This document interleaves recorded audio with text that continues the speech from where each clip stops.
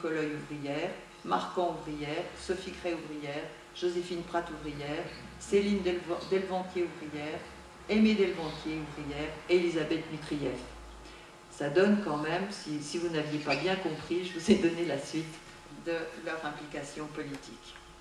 Donc, comme vous le voyez, elle demande à la commission exécutive de la commune de mettre à leur disposition des locaux afin d'organiser des permanences, etc., pour imprimer des affiches.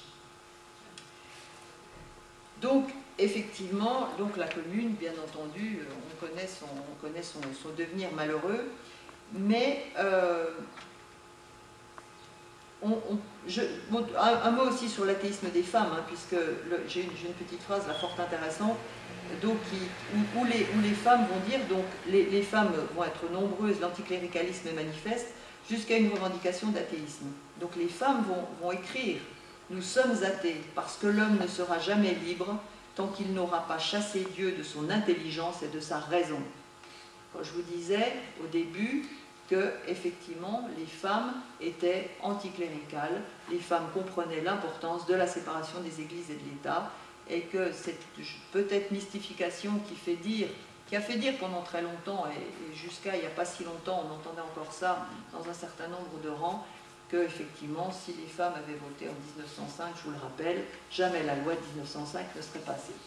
Ça reste une hypothèse qui a bien arrangé un certain nombre de machos pour éviter de laisser un petit peu plus de place aux femmes dans la politique. Mais c'est faux, les femmes étaient anticléricales, les femmes revendiquaient largement la séparation des églises et de l'État, et vous verrez, quand je vous lirai quelques extraits, d'André Léo tout à l'heure. Donc la guerre civile va durer 72 jours, des femmes vont être tuées au combat, beaucoup, énormément, d'autres vont être exécutées sommairement, et ce sont au moins 1000 femmes qui sont arrêtées, 115 ont été jugées, donc certaines vont être condamnées à mort, d'autres aux travaux forcés à perpétuité, à la réclusion, à la déportation en Nouvelle-Calédonie, comme Louise Michel, d'autres vont s'exiler en Suisse ou à Londres. André Léo va, elle, s'exiler en Suisse.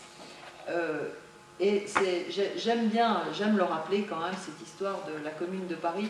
D'ailleurs, elle avait été précédée par par la Révolution de 1848. Moi, j'habite dans le Jura, je vous l'ai dit en arrivant. C'est pas tout à fait innocent si je vous ai dit ça. C'est pour vous dire que ces gens qui ont donc quitté, qui ont dû fuir Paris au moment où après la semaine sanglante, qui sont arrivés bien entendu en Suisse, la Suisse étant très limitrophe du Jura, puisque j'habite dans un département qui est collé à la Suisse. Ces gens qui ont dû quitter la Suisse ont joué un rôle essentiel dans l'idéologie, enfin dans le développement du département du Jura, qui, il faut le savoir, a été le premier à créer les coopératives ouvrières. Et c'est pas pour rien, c'est que justement, si le Jura a créé les premières coopératives ouvrières, c'est qu'il a bénéficié de l'influence de tous ces gens qui ont dû fuir Paris au moment des deux révolutions, 1848 et 1871, et qu'il n'y a pas encore si longtemps, le Jura, par rapport à la libre pensée d'ailleurs, hein, on est encore une très grosse fédération et c'est pas pour rien. Hein, c'est pas pour rien et ça vient de cette influence qu'ont laissé ces gens qui ont dû fuir Paris après ces deux révolutions. Ça me fait toujours plaisir de le rappeler, parce qu'après tout, je suis assez fière de mon département. Bon, je ne vais pas vous raconter ce que le Jura a voté aux dernières élections. Là, par contre, j'aurais un peu plus honte.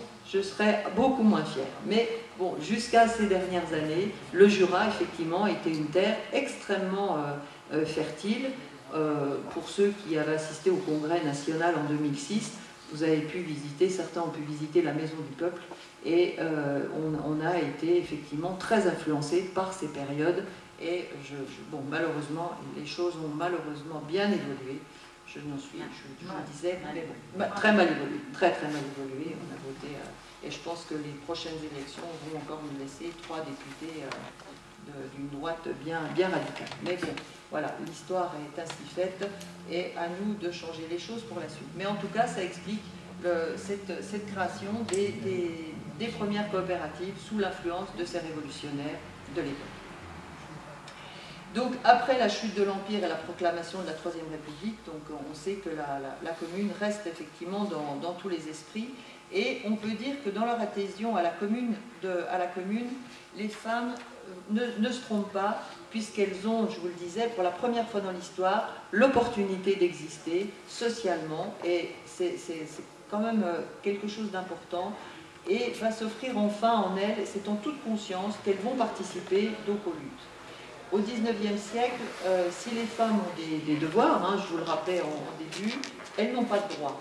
L'homme est encore, et André Léo, une fois de plus, écrivait « L'homme, encore une fois, ne respectera la femme que lorsqu'elle sera son égale en droit et en fait, armée des mêmes droits et des mêmes puissances. » 150 ans après, je pense qu'on devrait encore méditer ce que nous disait André Léo, et vous allez voir dans ce que je vais vous dire après, qu'on a encore pas mal de méditation à faire.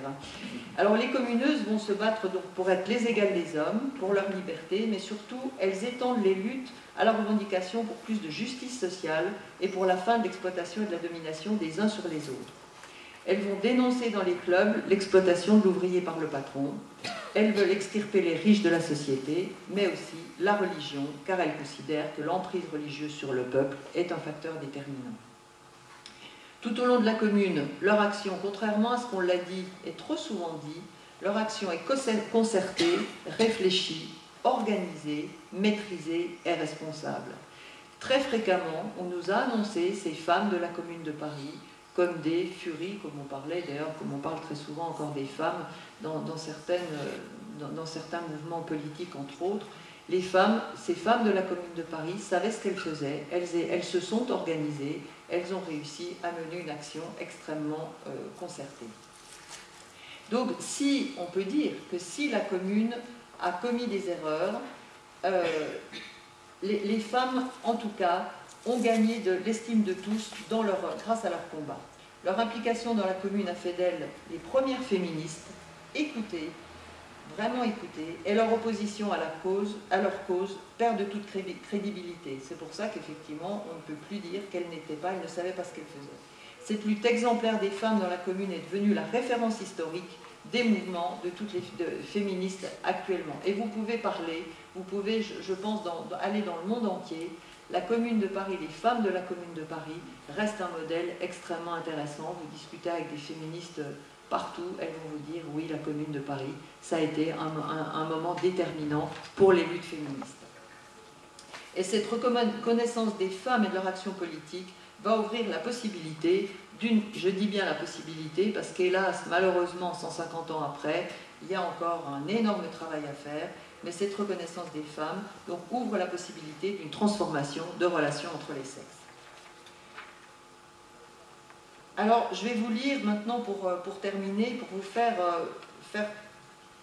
mieux toucher du doigt ces revendications féministes, entre autres. Et pour ça, je vais donner l'exemple d'André Léo. Je vous le disais, j'ai une tendresse toute particulière pour André Léo.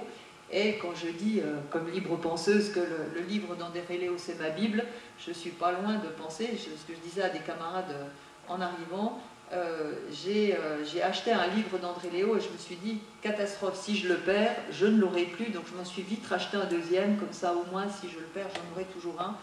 Parce que cette femme a tout dit. Elle a tout dit des luttes féministes. Alors, il faut savoir qu'elles s'inscrivent, ces luttes féministes, bien entendu, dans une période quand même un petit peu particulière, qui était les débuts du néo-malthusianisme et des luttes féministes anglo-saxonnes au XIXe siècle. On ne va pas refaire les luttes féministes ni le travail sur l'eugénisme, mais en tout cas, il faut quand même les remettre dans leur contexte, bien évidemment. Et André Léo, donc, je disais qu'André Léo était une féministe, et elle était libre penseuse, bien entendu, et elle a défini dans ses écrits, elle a écrit beaucoup, puisqu'elle a écrit des écrits politiques, mais elle a écrit aussi des romans, puisqu'elle a été, elle vivait de sa plume, c'était une femme qui a vécu de sa plume, à la mort de son premier mari. Elle a pu écrire et vivre de sa plume, Elle va rencontrer bien évidemment des femmes comme Maria de Rennes.